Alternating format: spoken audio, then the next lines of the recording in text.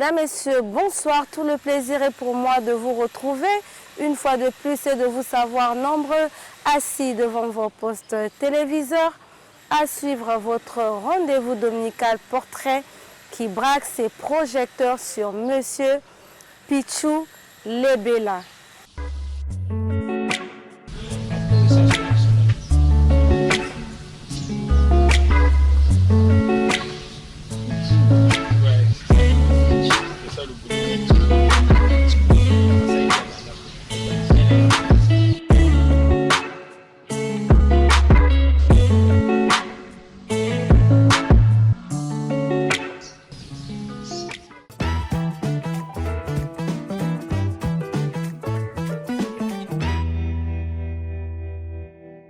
Bonjour Monsieur Pichou Lebela. Bonjour Madame la journaliste. Bienvenue sur le plateau de l'émission Portrait. Merci beaucoup. Dans quel état d'esprit êtes-vous? On se sent très bien. Vous êtes donc à l'aise, nous pouvons débuter cette émission? Effectivement, nous sommes à l'aise. Très bien. Monsieur Pichou Lebela sur le plateau de l'émission Portrait. D'aucuns se poseraient la question de savoir qui est-il et que fait-il dans sa vie de tous les jours. Pour le savoir, je vous invite à suivre son portrait brièvement dressé par notre chroniqueur Ange Clotaire, et c'est tout de suite.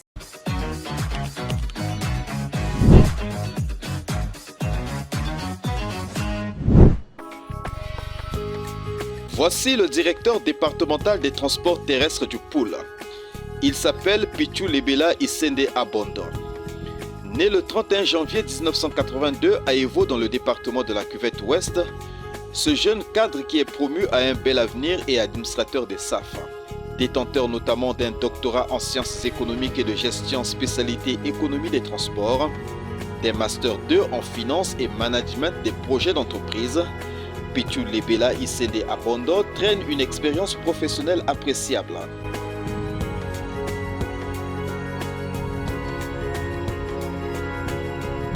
Au niveau international, il a pris part, entre autres, au séminaire de formation en Chine sur le développement industriel en Afrique, au séminaire de formation sur la gestion portuaire, enjeux et perspectives à l'Institut des transports, tourisme, affaires et management de Douala au Cameroun.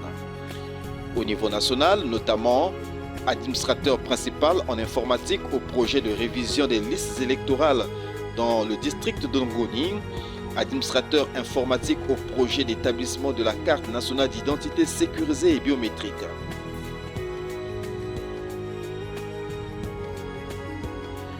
Au nombre de ses activités extra-professionnelles figure celle de membre de l'AEMEC, Action de l'État en mer et dans les eaux continentales, de président de l'association UNESCO, le Sanctuaire du Savoir, pour la promotion des métiers appliqués, de président de l'association des acteurs œuvrant dans les activités agro-pastorales. Célibataire, Pichou Lebela Isende Abondo parle couramment français et anglais.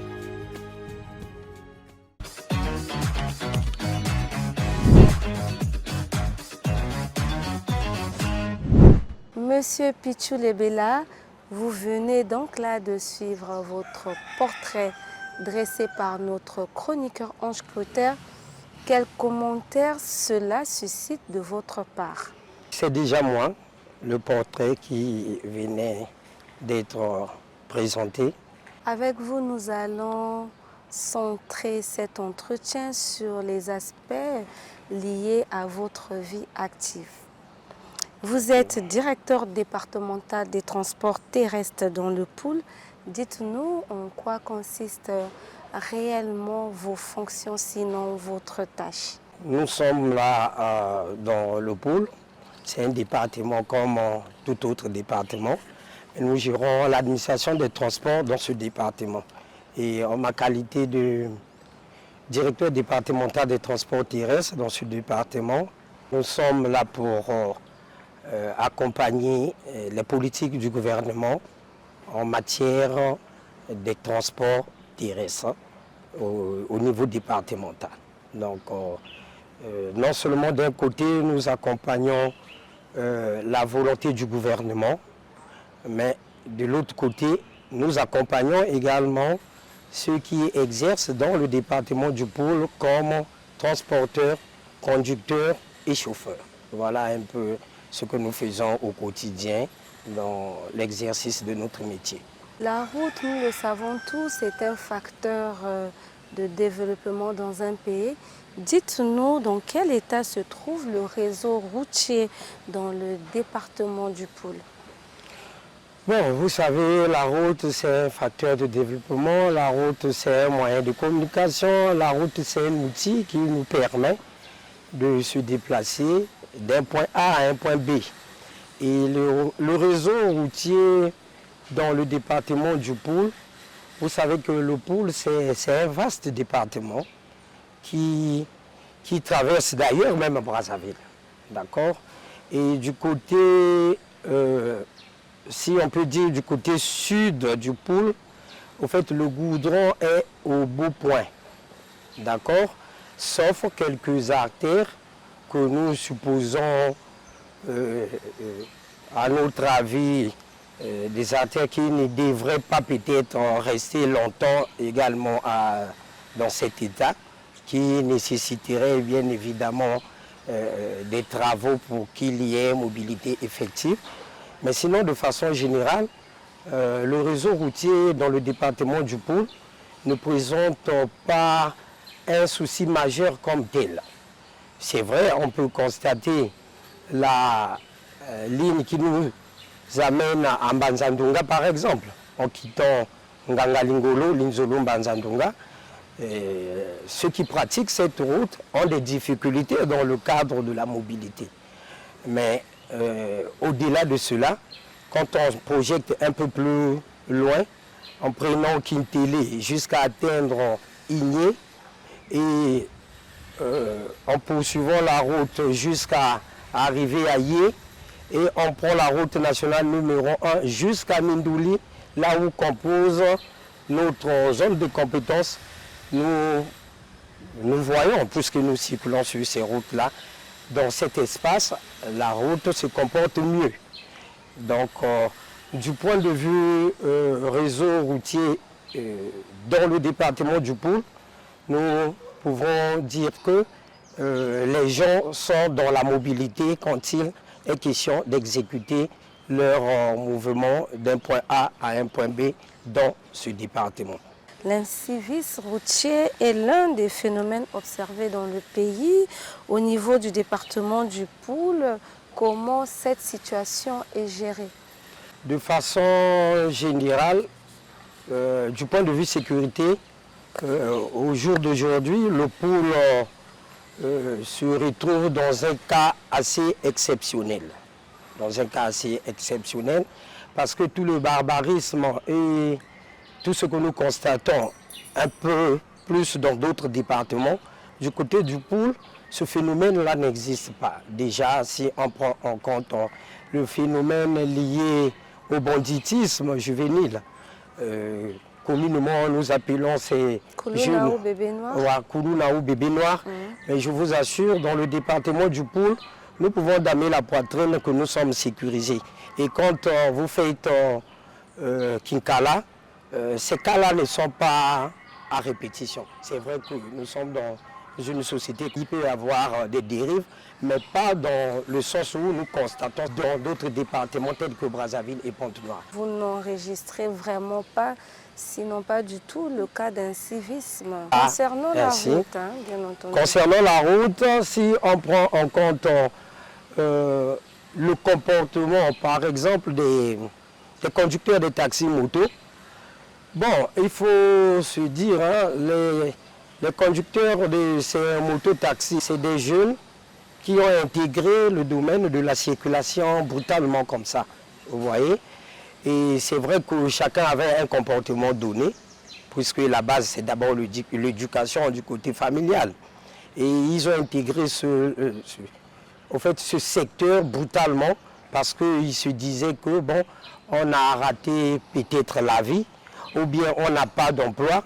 Là où on peut bénéficier des raccourcis, c'est être sur la moto et conduire, question de gagner quelque chose. Les comportements déviants, on a enregistré cela dans le département. nous avons eu à jouer de façon efficace et effective pour ramener à la raison ceux qui étaient considérés comme des jeunes en abus dans l'exercice de leur métier. Et nous avons eu à organiser des campagnes de sensibilisation. Nous avons eu à entretenir ces jeunes-là pour ramener ces jeunes qui manifestaient des comportements que nous jugeons comportements négatifs. Il y a eu un décret chemin faisant. Le gouvernement a pris un décret puisque dans l'ancien temps, cette activité n'était pas officialisée. Et le gouvernement a entendu le cri de cœur de cette corporation, de ces conducteurs des taxis-motos. Et aujourd'hui, nous pensons que avec tout ce qui est armature ou prescription dans ce décret, cela nous a donné encore de plus belle de la matière pour aider encore ces jeunes par rapport au comportement que nous constatons tous. Bien, Monsieur Lebela, les réformes sont le moteur et stimulant de toute entreprise humaine. Là, nous venons de parler des chauffeurs taxi-moto, mais hormis les chauffeurs taxi-moto, quelles sont les réformes que vous avez apportées dans votre direction générale, que vous vous employez à répercuter dans le département du Poul, s'il faut mettre à part le secteur taxi-moto? Du côté de la DGTT, il y a des réformes, il y a des énormes réformes. Déjà, le fait de mettre en place un permis de conduire sécurisé, bénéficiant d'un code QR, c'est déjà quelque chose que nous pouvons mettre dans notre actif en tant que DGTT dans le cadre des réformes, bien évidemment.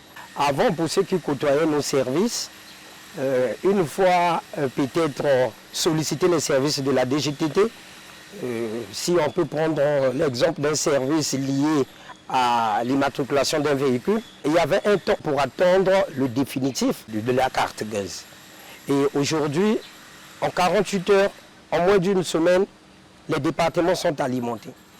Et avec les nouvelles technologies et le gros système informatisé que nous avons installé ou mis en œuvre, cela prouve à suffisance qu'il y a des avancées du côté de la DGTT.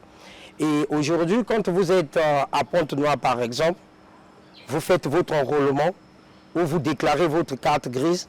À l'instant, à Brazzaville, ici dans notre hub digital, l'information est arrivée et on traite l'information à l'instant. On imprime le document et on renvoie sur Pointe-Noire. Vous vous rendez bien compte que le système caduc qu'on avait entre-temps, ça a trouvé un peu des avancées. Les gens ont la vision qu'à la DGTT, on ne traite que situation carte grise permis de conduire. Or, au-delà, nous avons des activités que nous appelons les activités connexes au transport. À ce niveau-là aussi, il y a eu des améliorations parce que avec nos partenaires qui exercent dans le cadre des activités connexes au transport, il y a un gros système qui a été installé et ce gros système prend en compte tous ces partenaires-là, notamment les assureurs, ceux des contrôles techniques, les garages, que ce soit artisanal ou moderne, et on a une visibilité effective en ce moment-ci dans le cadre de la gestion optimale des activités connexes liées au transport. Donc aujourd'hui, on peut se dire, avec toute la technologie possible que la DGTT a été bénéficiaire, nous nous rendons bien compte que nous sommes en train d'avancer par rapport à là où nous étions. Monsieur Lebela, la délivrance des documents administratifs est souvent un casse-tête dans le pays. Qu'en est-il de la délivrance, par exemple, des permis de conduire à Kinkala en particulier et dans le Poul en général? Dépendez-vous directement de Brazzaville du fait de sa proximité? Brazzaville, c'est là où il y avait la base des données. Et on n'était pas relié dans tout le pays. Et il y avait une difficulté quand vous vous rapprochez du côté, de façon générale, du côté des départements, excepté Brazzaville. Vous déclarez la pièce, ça peut être la carte grise, tout comme le permis de conduire. Il y a un transfert qui se fait de façon manuelle. Donc c'est un colis qui est scellé et qui est envoyé à Brazzaville pour le traitement manuel et bénéficier d'un renvoi. D'où on donnait le privilège à ceux qui déclaraient leur carte grise, par exemple à Pointe-Noire. La durée du provisoire était à 6 mois. Tout ça là, c'est par rapport à ces manœuvres-là. Mais aujourd'hui, on ne peut plus parler de cela, ça reste une histoire. Parce qu'aujourd'hui, à Pointe-Noire, vous vous enrôlez, les données sont à Brazzaville, sont traitées et aussitôt c'est renvoyé sur le département qui a déclaré la pièce. Et pour ce qui concerne déjà Pointe-Noire, dans la Boueza à Madingu, dans le Niaré à Dolizi et dans la Songa à Ouesso, le traitement se fait à l'instant même qu'il y a déclaration. Maintenant, le cas typiquement du département du Poul, le projet ne peut pas être lancé dans tous les départements au même moment, mais les départements dont je vous ai cité, vous allez voir le DGTT, le directeur général des transports terrestres, lui-même, il était présent lors du lancement de ces sites d'enrôlement dans ces différents départements.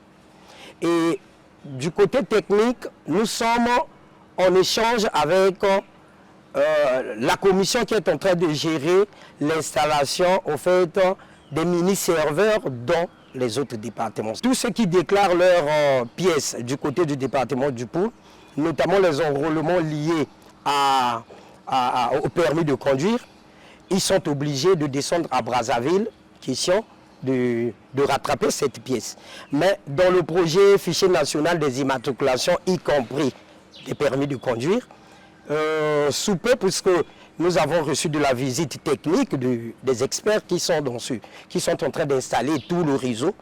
Ils étaient chez moi, à Kinkala, question de toucher du doigt sur comment est-ce qu'on devrait également installer les équipements nécessaires pour que les habitants de Kinkala, non seulement de Kinkala et un peu plus loin du département du Poul, puissent bénéficier des enrôlements sur place à Kinkala même. Donc voilà un peu la nomenclature de ces avancées.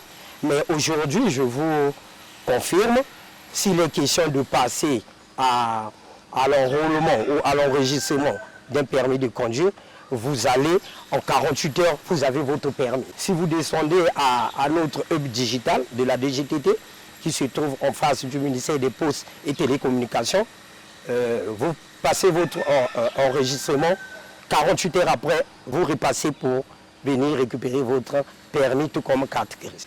Monsieur Pichou Lebela, vous en tant que directeur départemental des transports terrestres au Poul, quels sont les bons et mauvais souvenirs que vous n'êtes pas prêt à oublier?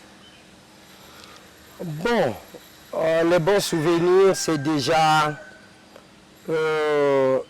si je peux dire cela, si on était à l'église, on devait dire la prédication du décret du Premier ministre donnant foi à l'exercice de l'activité des conducteurs de taxis moto. Ça, c'est un bon souvenir pour moi parce que quand je prends mes fonctions dans le département du Poul, le tour du côté des transports n'était pas organisé comme tel. Il a fallu que nous puissions passer à une pédagogie. Et nous avons organisé des formations. Et aujourd'hui, nous allons vous rassurer que le comportement qu'on avait constaté tout justement au début, ce n'est plus ce comportement-là au jour d'aujourd'hui. Et on se dit, le message a réellement trouvé la place de choix. Ceux qui exercent dans le département du Poul, dans le sens général et plus précisément à Kinkala Centre.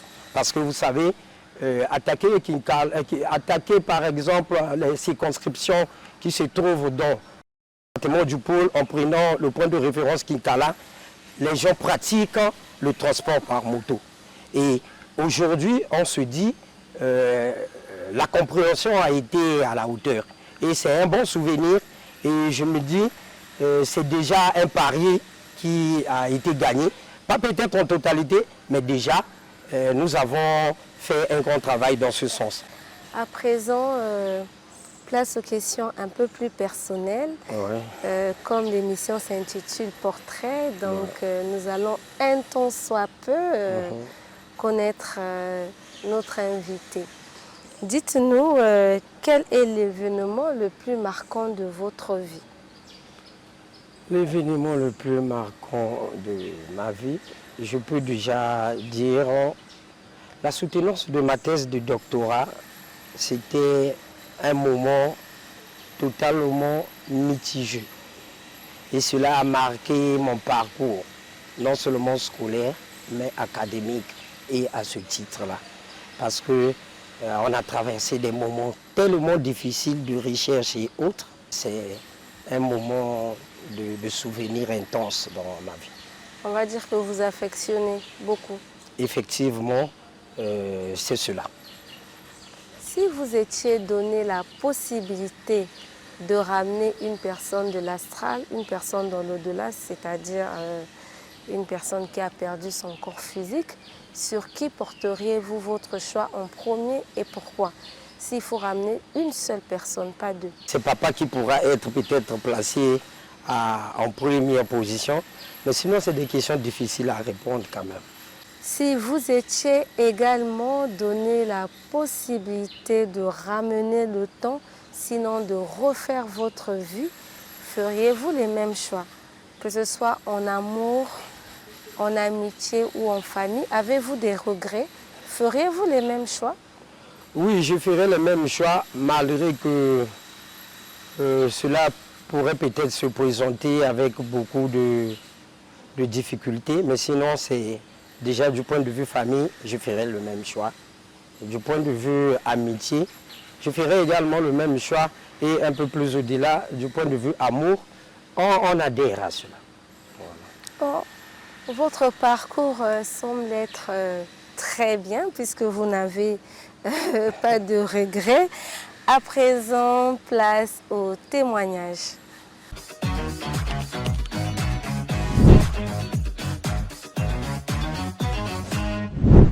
C'est une longue histoire avec monsieur le docteur Pichou Lebela, bien sûr.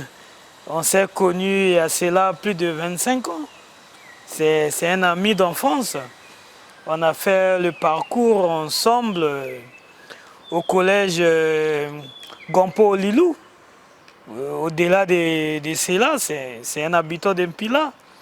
Donc on a toujours garder les bonnes relations d'enfance jusqu'à maintenant. C'est un rassembleur, c'est un homme très rigoureux dans ses décisions, mais je pense qu'avec lui, il faut trouver toujours un terrain d'entente et une fois trouvé un terrain d'entente, il revient parfois à ses décisions, mais il faut vraiment le convaincre. Il faut vraiment le convaincre. Avec moi, personnellement, on a des discussions houleuses. Je le demande toujours de prendre les avis de tout un chacun. C'est ce qu'il fait aussi.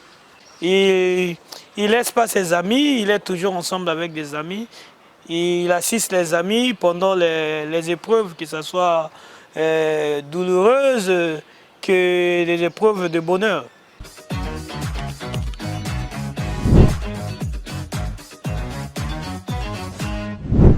Monsieur le Dédé, nous venons de suivre le témoignage donné par votre ami, Monsieur Martial Bourango. Quel commentaire faites-vous? Déjà, ce qu'il venait de dire, c'est ce que nous vivons au quotidien. Et c'est un ami de longue date. On a traversé des moments ensemble, au collège, au lycée, un peu plus. Vous souscrivez à ces propos? Tout à fait. À présent, place aux loisirs.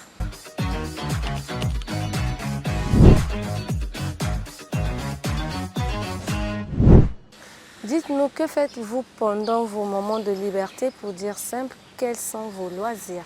J'aime la musique. Ça peut être moderne, traditionnel. J'aime la musique. Qui est votre musicien préféré? roga, faire de la bonne musique. C'est quoi votre plat préféré? Ah, le plat préféré, c'est déjà le poisson. J'aime le poisson parce que je suis acteur de l'économie bleue.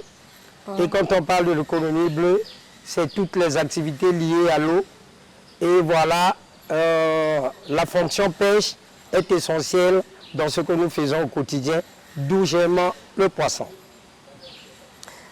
Nous sommes arrivés à la fin de notre entretien. Y a-t-il une préoccupation que nous n'avons pas abordée et que vous souhaitez soulever? Et ça sera votre mot de fin, un peu de mots s'il vous plaît. La préoccupation est que nous sollicitons l'attention des pouvoirs publics pour nous accompagner dans l'exercice de notre activité dans le département du Pôle. Il y a de cela quelques jours que le ministre en charge de l'entretien routier, Juste Mundele, il est arrivé au Pôle, plus précisément à Kinkala. Il a utilisé les artères de Kinkala et partant de là, on se dit que cette attention-là puisse être soutenue pour que dans notre département, nous puissions avoir des nids de poules totalement restaurés. Vous savez que nous avons reçu à la tête du département ministériel Madame le ministre Ingrid Bouka-Babakas qui est arrivée et nous sollicitons également son attention pour ce qui concerne toutes les activités que nous menions dans le département du Pôle. Voilà un peu ce que je tenais à dire dans mon dernier mot. Nous sollicitons cette attention-là. Merci d'avoir répondu présent à notre invitation. Merci beaucoup.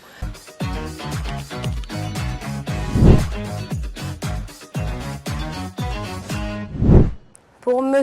Pichou Lebela, la route est un facteur de développement d'un pays et aussi un facteur de rentabilité économique. Vous l'avez compris, chers téléspectateurs, nous sommes arrivés au terme de cette émission.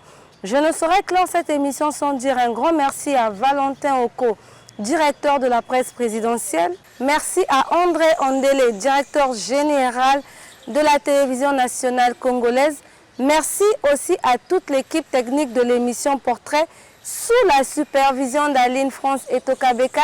Merci aussi à vous de nous avoir suivis.